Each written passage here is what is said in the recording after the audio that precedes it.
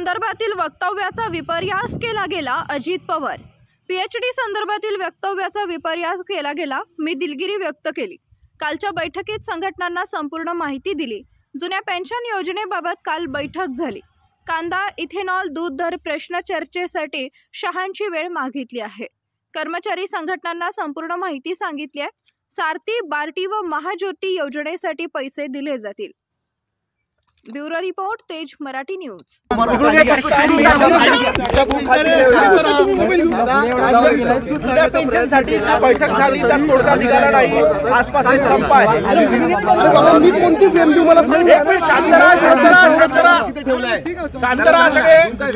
काल राज्याचे मुख्यमंत्री एकनाथराव शिंदे साहेब, देवेंद्रजी, चीफ सेक्रेटरी आणि बाकीचे अधिकारी अशा अनेकांचे काही लोकप्रतिनिधी पण होते. त्या सगळ्यांच्या बरोबर जुन्या पेन्शनच्या बद्दल मीटिंग झाली. वेगवेगळ्या संघटनेचे कामगार नेते देखील त्याच्यामध्ये हजर होते. आणि आम्ही अतिशय समजावून त्यांना सांगितलं की हे सरकार आत्ता जी 3 लोकांची कमिटी केलेली होती त्यांचा अहवाल आलेला आहे. तो अहवाल आपल्याला मिळालेला आहे. तो अहवालाच्या बद्दल finance, ACS finance, chief secretary असे 3-4 बसून कामगार लिडरांच्या बरोबर त्या ठिकाणी चर्चा करा. ह्याच्यात आम्ही तिघांनी त्यांना सांगितलं की आपल्याला कुठल्याही परिस्थितीमध्ये पेन्शन द्यायची. तुम्हालाही माहिती असेल, सभागृहामध्ये देखील मी देवेंद्रांनी सांगितलं. मी तर उलट सांगितलं की केंद्र सरकारचा काही ह्याच्याबद्दल अभ्यास चालू आहे. त्यांनी पण समिती नेमलेली आहे, परंतु त्याच्याशी हे लिंकअप आम्हाला करायचं नाही. परंतु ते जर आलं तर ते पण आपण पाहूया. ह्यांचाही जो काही अहवाल आलेला आहे तोही त्या ठिकाणी तपासूया आणि आपल्या कर्मचाऱ्यांचा, आपल्या अधिकाऱ्यांचा पेन्शनच्या बाबतीमध्ये जो काही योग्य निर्णय असेल तो त्या ठिकाणी घेतला जाईल. त्यांनी सांगितलं की आम्हाला ते पाहिजे. मी त्यांना मागे सभागृहात सांगितलेलं होतं की विधानसभेच्या निवडणुकीच्या आधी महायुतीचं सरकार याबद्दलचा निश्चितपणे सकारात्मक निर्णय घेईल. हे काल पण आम्ही त्यांना सांगितलं, परंतु ते म्हणले नाही आता किती दिवस झाले. म्हणलं ह्याची अंमलबजावणी तसं बघितलं तर 2031 का 32 पासून सुरू होणार आहे. तोपर्यंत तर अंमलबजावणी सुरू होण्याचा प्रश्नच होत नाही. तरी ते म्हणले की आम्हाला मार्ग काढून द्या. तो मार्ग काढत असताना 4 ते 5 प्रश्न हे त्यांचे मुख्यमंत्र्यांनी तिथं त्यांना शब्द दिला की आम्ही तुमचे सोडून देतो. त्याच्यामध्ये एक जुन्या शिक्षकांचं बघा, 2005च्या आधी शिक्षक सेवक म्हणून लागलेले होते आणि नंतर ते परमनंट झाले, त्याच्यामुळे ते त्याच्यात बसले नाही. अशी काहीतरी 25,000ची संख्या होती. त्या लोकांचा प्रश्न मुख्यमंत्री महोदयांनी सोडवला. इतर पण त्यांचे 2-3-4 प्रश्न होते ते पण सोडवले. आणि तरी त्यांनी भूमिका घेतली की बाबा आम्हाला तुम्ही शब्द द्या की कधीपर्यंत होईल. शेवटी मुख्यमंत्र्यांनी सांगितलं की येणाऱ्या अर्थसंकल्पाच्या पर्यंत आम्ही ह्याबद्दलचा निर्णय 100% घेऊ असं सांगितलं. आणि मग नंतर ती मीटिंग उठली आणि त्यावेळेस त्यांनी आवाहन केलं, आम्ही सगळ्यांनी आवाहन केलं की आता जास्त ताणून न धरता आजच्या संपाच्या बाबतीमध्ये देखील सगळ्यांनी टोकाची भूमिका घेऊ नये. कारण सरकार तसं बघितलं तर पत्रकार मित्रांनो, तुम्ही काल एक बातमी पण वाचली असेल, RBIनी एक सगळ्या राज्यांना कळवलं. अर्थात RBIला काय कळवायचं तो RBIचा अधिकारी, राज्याला काय निर्णय घ्यायचा तो पूर्णपणे त्या राज्याच्या मुख्यमंत्र्यांचा आणि मंत्रिमंडळाचा अधिकार आहे. आणि तशा पद्धतीनं काल एकनाथराव शिंदेंनी फार पॉझिटिव्ह भूमिका तिथं घेतलेली होती.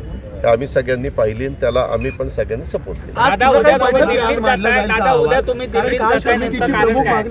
उद्या दिल्लीमध्ये 16 तारीख 15 तारखेला काल आम्ही अमित भाईंना भेटलो. काल आम्हाला भोपाळला तिथल्या डॉक्टर यादवांच्या मुख्यमंत्री आणि दोघांच्या उपमुख्यमंत्र्यांच्या शपथविधीच्या कार्यक्रमाला आम्ही तिघही गेलो होतो. त्यावेळेस सध्या राज्यामध्ये निर्माण झालेला कांदा प्रश्न, दुसरा राज्यामध्ये निर्माण झालेला इथेनॉल प्रश्न, असे 3 प्रश्न जे काही महत्त्वाचे आहेत. दुधाच्या प्रश्नाच्या संदर्भामध्ये जोपर्यंत पावडर दुधाची ही एक्सपोर्ट होत नाही आणि त्याच्यामध्ये केंद्र सरकारने जर हस्तक्षेप करून काही निर्णय घेतला तर त्याचा फायदा देशातल्या सगळ्याच दूध उत्पादकांना होईल. म्हणून तो एक विषय आम्ही घेतलेला आहे. असे 3-4 विषय घेऊन आम्ही काल बोलताना मात्र अमित भाईंशी मी मुख्यमंत्री आणि देवेंद्रजी असं बोललो की आम्हाला जास्त करून इथेनॉल आणि कांद्याच्या प्रश्नाच्या संदर्भात तुमची भेट पाहिजे. तर ते म्हणाले की उद्याच्याला तुम्ही या, म्हणजे 15 तारखेला या. तर 15 तारखेला आम्ही त्या ठिकाणी जातोय. ते 15 ऐका ना, ते 15-16ला तिथं आहेत. ते म्हणले 15ला या किंवा 16ला या. तर तुम्हालाही माहिती आहे की आज गुरुवार ना, 16 तारखेला आपलं अधिवेशनाचा आठवड्यातला शेवटचा दिवस असतो आणि नंतर अशासकीय कामकाज असतं. आम्ही साधारण टेंटेटिव्ह आत्ता असं ठरवलेलं आहे की 6 वाजेपर्यंत जर कामकाज संपलं तर त्याच्यानंतर दिल्लीला जायचं.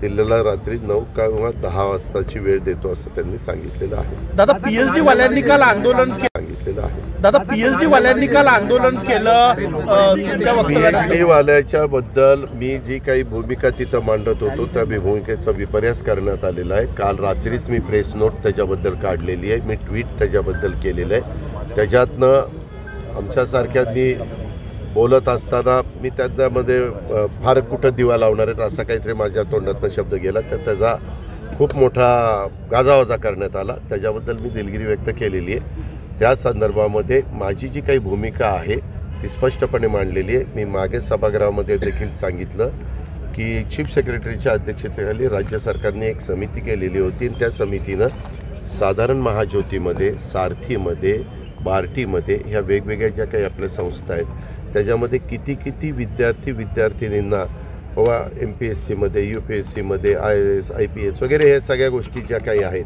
त्याच्यामध्ये कशा पद्धतीनं आपण संधी दिली गेली पाहिजे, आपण डॉक्टरेटच्या PhDच्या संदर्भामध्ये काय भूमिका घेतली पाहिजे. आता काय झालं पत्रकार मित्रांनो, मला कुणालाही टीका टिप्पणी करायची नाही, परंतु काहींनी PhD हे जे काही राजकीय नेते आहेत त्यांच्यावर PhD चाललेली.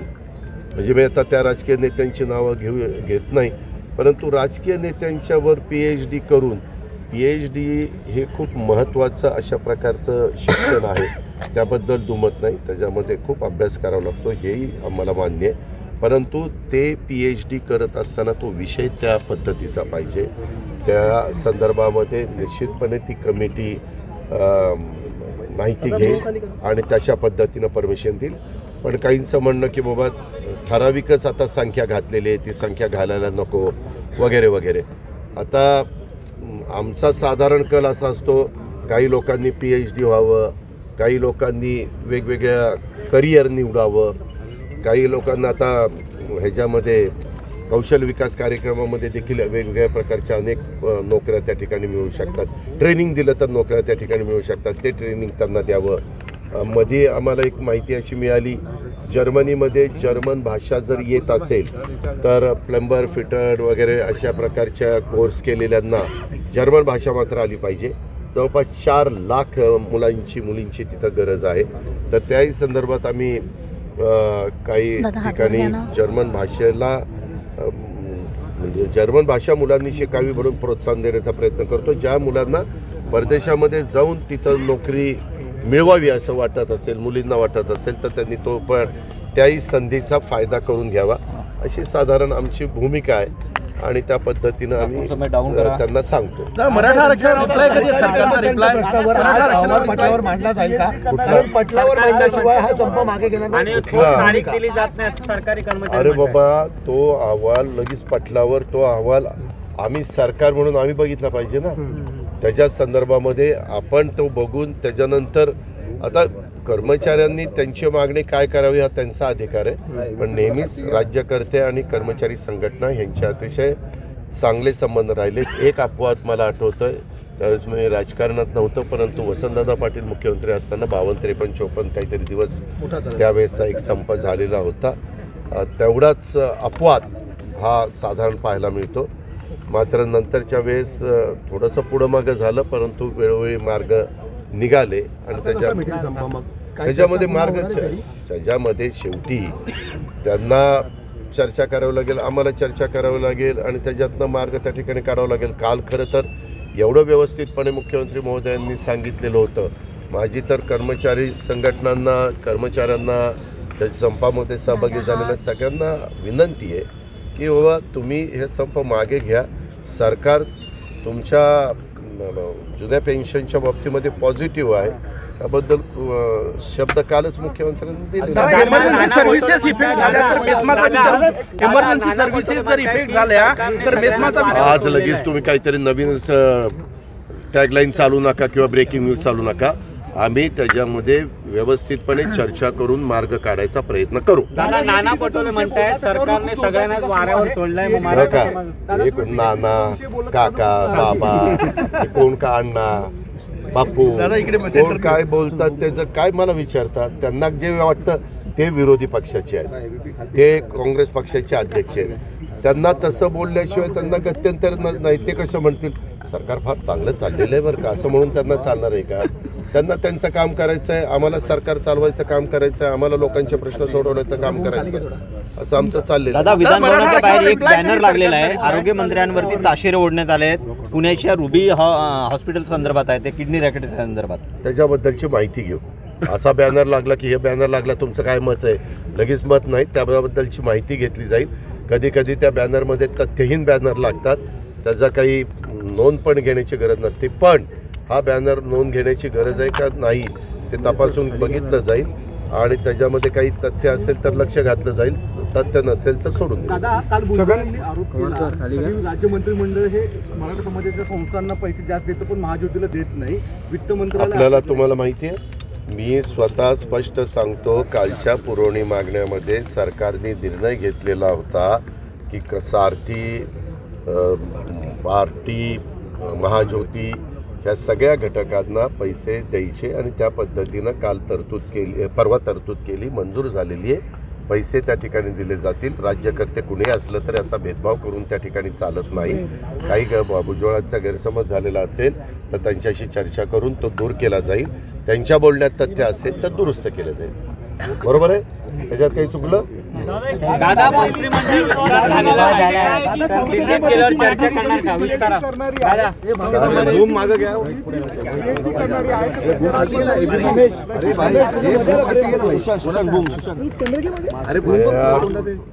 काही सोमय गोबेंनी काय विचारलं त्याचं उत्तर द्यायला अजित पवार बांधील नाहीये.